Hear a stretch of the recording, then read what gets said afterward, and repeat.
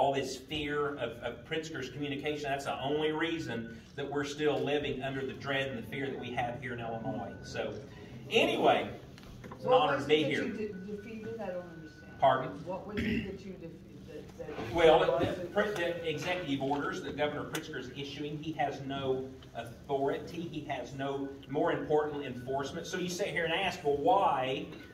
Well, because local counties and local units of government are imposing their own regulations. We stopped at a restaurant uptown here, and I thought Lake County was all free, and it wasn't, because they wanted us to, and they said it's the local city who has their own regulations. Everything boils down to local control, and we really want it that way. That's the way we want it. Your schools should be governed by your school board, your cities, your counties, and if you don't like it, what do? Change it. Right. So with that being said, right before I introduce myself, I do want to give a little bit of shout out because I see some wonderful people here this evening. So if you are an elected official, raise your hand. Anybody here that's elected? Okay. Yes, sir. You're the only one. I'm sorry. Help me out. What's your? I'm Connie Shanahan, Fremont Township trustee. Thank you very much. Right there. If you want to know on the town, right there, right here's where it starts. The township level. And you want to know why the conservative movement is so disastrous and so failed? Because out of over 10,800 precincts, townships, only about 1,800 are occupied. So thank you for your service. We have, and you've got the opportunity to get elected. We've got Gary Darty. I want to call you Daddy. You are running for Illinois 66. Illinois 66. Served there once. Going to go back and do it again. Thank you. Thank you. Joe Terrio, McHenry County Clerk. And we did some Facebook Lives, and he's got you're worried about election fraud? Well, number one, I've got an election integrity package that I've rolled out and we'll be establishing once we're governor. But it all boils down to local control. Go talk to your county clerk about election integrity. That's where the buck stops. Marty McLaughlin, you're currently serving as 52nd state rep in a very small portion of Wauconda, but with the new maps, Wauconda will be 100% in the 52nd district, and I'm looking forward to representing and getting to know all of you. I was mayor of Barrington Hills, a conservative, lowered taxes 8 years in a row, down almost 30%. And so I've been in Springfield 1 year, amazed at what I've witnessed, and I can't believe good men like Darren have been able to last this long. And I'm so glad he's going to run for well, all right, Marty! I know these guys, and I'm going to vouch for them. If I wouldn't have vouched for them, and I wouldn't have asked for that, wouldn't have asked for this. So, and right here's what it's all about. Right, this is what it's all about. That's the only reason that I'm here. Am I forgetting somebody, Cindy? Who? You were talking. We got you. And that is my wife, Cindy. Yay! I will tell you that she is responsible for me being here, because if it was up to me, I just leave me alone. I want to farm, I want to work, I want to enjoy my family, I want to enjoy my freedoms. And she was the one that constantly started shaking me up and made me realize that, Darren, we're losing our freedoms. We're going to lose our family if Illinois can't get their act together, and our children, our grandchildren move out of state for more opportunities. And yeah, that's where all this started. So blessed to be married for 35 years. We have 4 children. We have 11 grandchildren. Our children are, and that's, you get in southeast Illinois, there's not a lot of opportunity. So the fear and the dread of them moving away, especially our grandchildren, for better opportunity, it's real. There's no, if they go to college, if they go to, I don't care what they do, we can only grow the farm so large, but the possibility of them moving out is very, very real.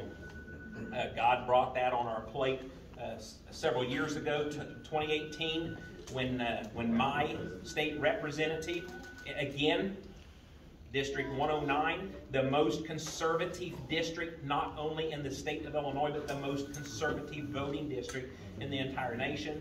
voted, and 14 years voted and supported for the 32% tax increase. And I just simply by a fluke caught wind of that, and I started exploring it. I called him up. I called my senator up and said, what are you guys doing? We have to have a budget, right?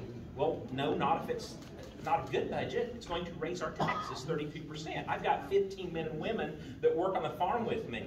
They work very hard, and they don't deserve this. Where are the reforms at? Zero. 2018 budget, nothing. 32% tax increase. That's all it was about.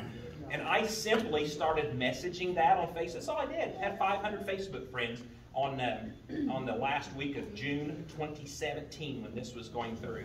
And God just began to exponentially grow that. People began to realize what was going on.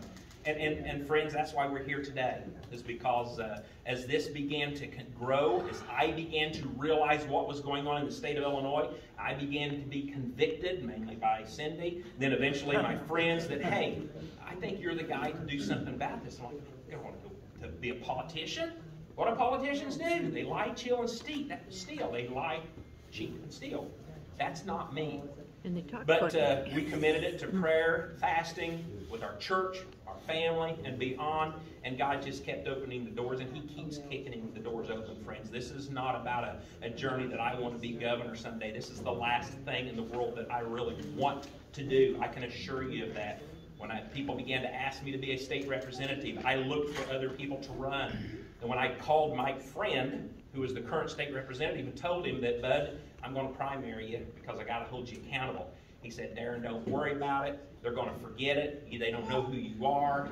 I've got the name recognition. We got 8 months. Nobody's going to remember. And I said, sir, with all due respect, I want to make sure they don't forget. And we have learned so much with that, because that's exactly, every time we would come together, literally every day, even on Facebook, this guy raised your taxes. And until the very end, people finally got it. And that's exactly the same fight that we face here in Illinois, because I assure you that Governor Pritzker thinks that everybody's going to forget about what we've been through. Everybody's going to forget why 132,000 plus people left the state of Illinois last year. Everyone's going to forget why everyone in every city and community in the state is scared to death of their lives and their future. Everyone's going to forget about the egregious, nasty, terrible, ungodly curriculum that's being introduced in our schools. But it's because of people like us and Marty running, and the rest of these gentlemen who are running for position. We're not going to let them forget. That's why you're here tonight. You're looking for something different. I farmed all my life. That's all I've known. Hard work. Bailey Family Farm. Look us up on social media. We are blessed. Our 4 sons, they're on the farm with us. 3 sons. Sorry. I served on I get rolling here. It just feels good. Poor children. Yeah, we've had anywhere from 10 children to 20 grandchildren. I don't know why I said when she wasn't here to correct me. So. You lose count on the combine. That's right. That's right. Yeah, it's kind of how I am. You see the 300 bushel pop up and say, that's what my fields make. It's not the 180 the average. So. But no, we have our daughter Abigail. She is serving as co-administrator with Cindy at Full Armor Christian Academy.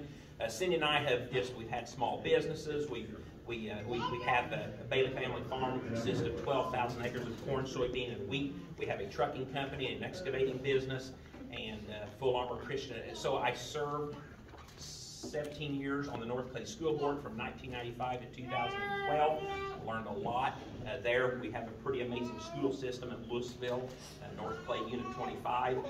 Got off of that because I realized that I'm not doing the next generation any good. We need new people to come on board and learn to lead in the community. Literally within a couple months after not running and getting off the school board, God began to plant the seeds and open the door for us to start a Christ-centered form of education, basically a homeschool co-op. Yes. Thank you. Probably, so again, the 109th district is the lowest median income in the state. It's a very rural part of the state. One of the things that I was witnessing while being on the school board, sometimes whenever children would come and want to join, in high school, and mainly probably to play sports, and maybe they've been homeschooled all their lives, and please do not, this is not a representation of being homeschooled, but what we were seeing with some of these families was, they're lacking a lot. They might have come in thinking they were, old enough and ready to be a freshman, but when we test them, we find out that they weren't ready. And public school was okay with that. It's like, just put them on in and let's just push them on through. That's what I witnessed. And that just broke my heart because of the futures that we were, messing up with these children. So anyway, we were obedient after a lot of research. We opened up Full Armor Christian Academy in 2014, and today we have 2 locations, almost 400 students, preschool to high school, and it's a pretty amazing. We have had community colleges, local junior colleges solicit us. We use Bob Jones University curriculum, and they are soliciting us because they're seeing the 5, 6, 7 seniors that we graduate each year. They're seeing their ACT scores, and they're impressed because what you can do when you get education back to the way it's supposed to, basically accountability. So it's pretty exciting. Plus, we're teaching our children that you don't have to go to college, to be successful. Join the military. Work with a co-op with the local HVAC, the local mechanic, the local parts store, and you can go to work, right out of school. There's nothing wrong with that. So anyway. Got a little too noisy on Facebook. People came and solicited us to run, and we did, and we won 60-40. The Illinois Republican Party gave my state representative $1.5 million in the round of years to keep him because they wanted a yes person. And like I said, we got out and did this right here so that when the negative news hit, and it did, and the flyers were filled up in our district, people actually became repulsed at that because they began to talk about, the farm program payments. I'm a farmer. They began to talk about when I passed levies, in our school district, and when we were able to share the truth and open people's eyes to how this all worked. And now, getting out ahead of time, when the junk hit the airwaves, people begin to realize, no, that's not the Darren and Cindy that I know. And we were able to win 60-40. Served for 2 years, absolutely loved it. I had fully intended on term limiting myself to 10 years, doing my service, and then heading back to the farm and show up, in Springfield, especially in caucus. Remember, I don't know if you remember, April 2019. 22 of 44 Republicans in the House voted to increase your taxes by 20%. Remember that? Yes. Don't forget that was, that happened because of bipartisan support, and it made it easier in 2020 for more Democrats to win because guess what they got to do? They got to go to their districts and say, I need to increase your taxes. But Republicans did because Republicans got, perks for doing that. And friends, that's nonsense. That's got to stop. Your state representative here, Tom Weber, he was pulled into that hard, and he said absolutely no way. Good. All right, time. Yeah. So anyway, in a nutshell, we've got to stand up. We've got to push back. That's what I've been doing, and that's what I was. My state senator decided to step down and not run. I immediately went, tried to solicit someone to take his place so I could kind of, because, hey, I'm going to term limit myself for 10 years and go back home. Well, overwhelmingly, the people in our district, the family or churches, they came and said, sir, be our senator. You can handle doubling the capacity. So, again, through prayer and fasting, we decided to run. The establishment put someone up against me again. This time we won by a margin of 82% to 18. So the people in our area realized, who I was and what I stood for. And I'll term limit myself for 10 years as a senator and go back home, right? Well, soon the governor standing up, representing the people doing the right thing. You may have read an article here a couple weeks ago. Well, we put out our office, just the year now that I've been a state senator, from mid-January to mid-November, we have brought to completion over 1,100 cases. Now, we get calls all day long in my 2 offices. And the people that work and volunteer in my office is my state senate office. You'll routinely hear them say, I'm sorry, but or Representative or now Senator Bailey's not your state senator. And the people will say, I know, but I can't get my senator or representative to answer the phone. I can't get them to help me. And over 1,100 cases in less than 1 year of literally, you have a problem, we got involved, we solved the problem. That's not all the other stuff that we, the forwardings, the other stuff we took care of. So we take care of business.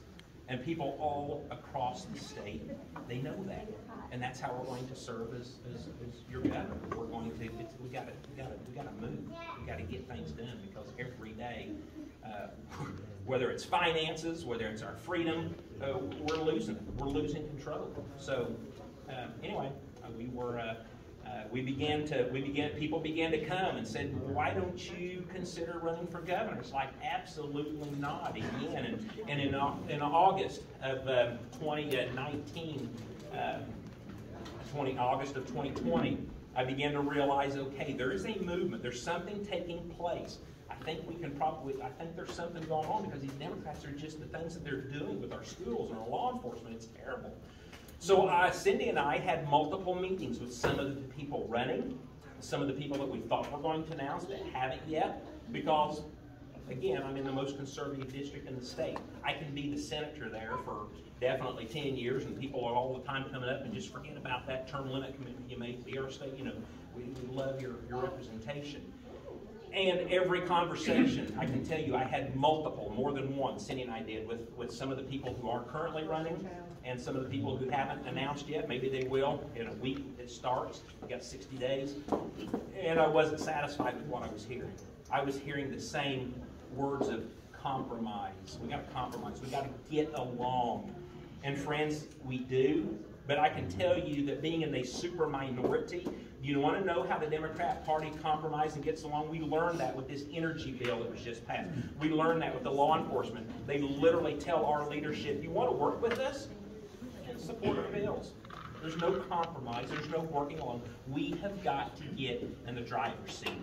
And when we get in the driver's seat, I firmly believe, as Abraham Lincoln said, keep your friends close and your enemies closer. We will give a voice, we will give an ear to everyone, and then I, as your governor, will stand up and communicate to the entire state what we're doing, what the possibilities are, and everybody's going to know. Because communication is the effective key. How in the world do you think, why is everyone so scared of COVID? Because every day for a year and a half, a governor has stood up and told us all the ramifications of what's going to happen if we don't, close our businesses, if we don't stay home. And that's the problem why I believe we are, we're living under this state of fear in the state of Illinois. So, some of that, I'll let you, we'll have some question and answer. We'll get to some more of the policy stuff, baileyforillinois.com. I can stand here and tell you till I'm blue in the face what I'm going to do, what I could do, what I'd like to do, everything that you'd like to hear. And that's what sets me apart from everyone else, the fact that I've been doing it. I'm not a lawyer, I'm a farmer. Why didn't a lawyer, an attorney, why didn't someone else sue Governor Pritzker early on and stand up for something? Why didn't someone else, anyone else, stand up against the mask mandate when we show up to Springfield in late 2020, about a month after my lawsuit? Our desks were 12 foot apart. And at that time, CDC was saying, they were saying 6 foot, maybe 3 foot's good enough. But instead, they pointed me out personally. Representative Welch stood up and said, before we even gavelled into session, Representative Bailey, you need to put your mask on. I said, no, I'm not going to put my mask on. And I told him why. I thought it was a very good reason. The desks were 12 foot apart. And I said, but as a matter of fact, if I get up and go to the restroom, if I get up and get something to eat, if someone comes over to my desk to talk, I'll put my mask on out of respect. But that wasn't good enough. They wanted the power and control of being able to say, we're going to tell you what to do. Because, friends, even at that point in time, Mike Madigan himself, I've got pictures of it, it's on video, the TV was there, didn't even have his mask on. And when he wore the mask for the remainder of that day, it was an N95 mask with an exhale valve on it. It means everything he was breathing out was, it's ridiculous. So, anyway, they They stood up, they changed the rules in the House that if there's a pandemic issued by the governor, then you have to wear a mask. And again, the wonderful words out of Representative Welch's mouth, Representative Bailey, will you comply? And I was so happy to be able to tell him that no, I would not comply.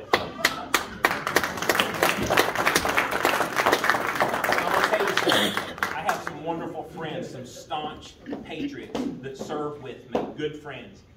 And I had about 4 to 5 other people who committed to walk out with me that day.